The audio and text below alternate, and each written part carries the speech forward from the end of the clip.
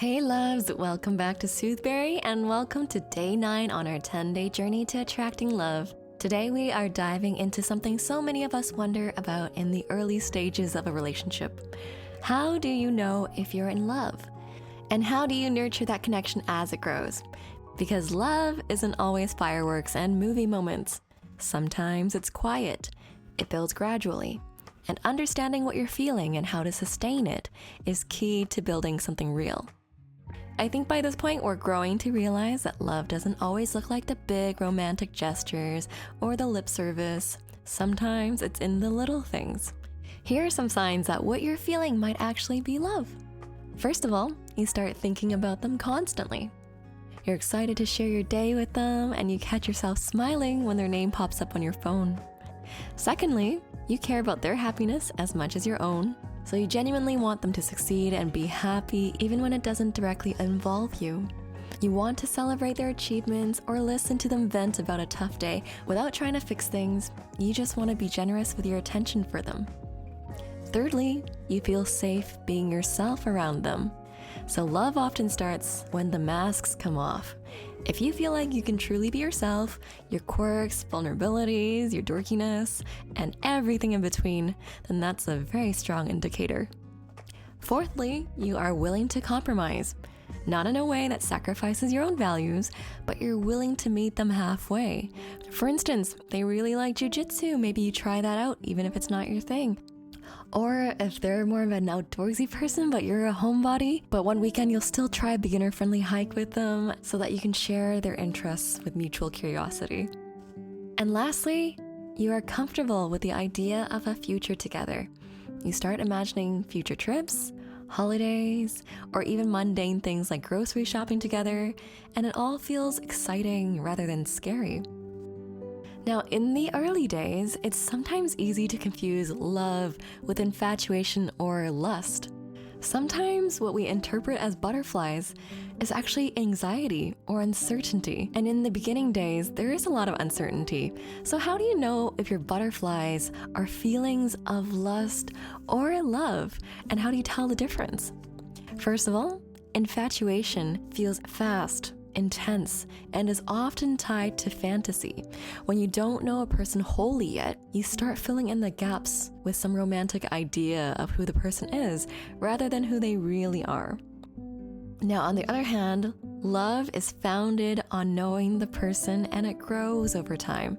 It involves seeing someone's flaws and still choosing to care deeply for them. If you're in love, you won't just enjoy the highs like the dates or the trips or the high endorphins moments. You'll also appreciate the quiet everyday moments like sitting in comfortable silence or tackling challenges together. The initial butterflies in a new relationship can feel electric and magical, but they're not always the best indicator of long-term compatibility or sustainability. And that is one of the biggest pitfalls in long-term relationships, and the reason for many divorces is that there's a confusion between the two and too much weight is placed on chemistry over compatibility. So here are some indicators to see if those butterflies are rooted in something real or if they're more of a fleeting infatuation. First of all, check for balance. A sustainable relationship has both sparks and stability. Do you laugh together and feel giddy, but also enjoy calm, quiet moments? Can you imagine spending a low-key day with them and still feeling connected? Now that balance between excitement and ease is a strong indicator that your connection has staying power. Next, test the relationship in real life. Butterflies thrive in idealized scenarios, but real-life challenges reveal if a relationship can last. So how do they respond to stress or disagreements? Do they handle tough situations with maturity and teamwork? Are they supportive during your hard days, not just the fun ones? Because at the end of the day, sustainable love can navigate the messiness of life, not just the highlights. People sometimes joke that if your relationship can survive through a home move or an international trip or a renovation, then you got a hearty duo. What that really means is sometimes you gotta throw yourselves in a pressure cooker and see what comes out of it. Now, if after seeing your dynamics in different situations still makes you feel hopeful, then congratulations, my love, you've got something to build, which is so exciting. the next question would be, how do you maintain and grow love in these early stages? Once you're realizing you're in love or on the path there, here are 5 ways for you to nurture that connection. Number 1, keep communicating honestly. Share your feelings, even if they're scary.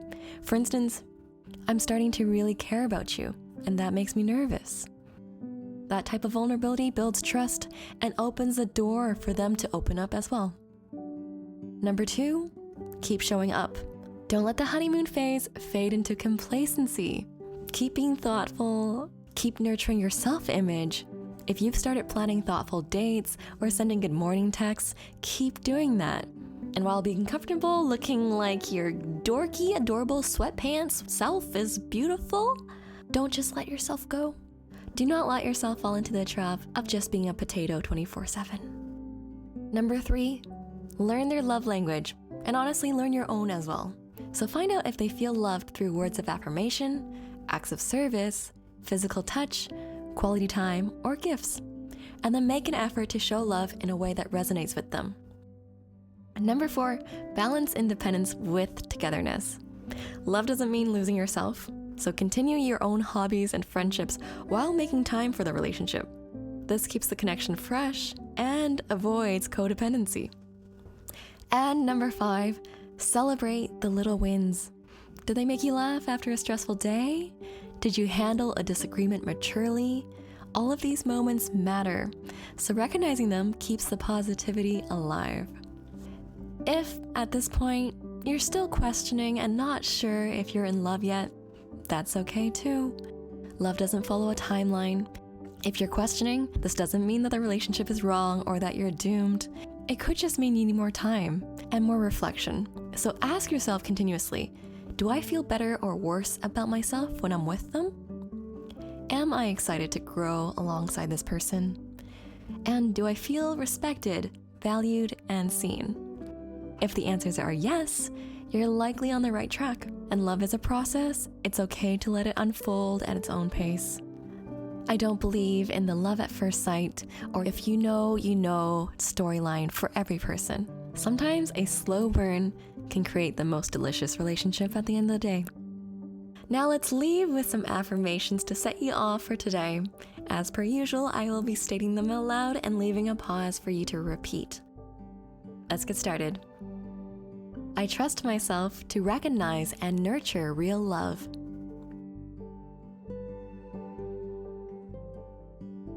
I am open to love in all its forms, slow and steady, or wildly unexpected.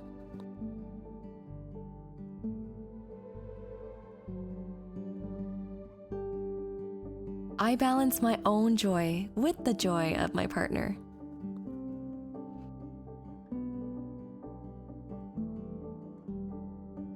I welcome love that feels safe, exciting, and true.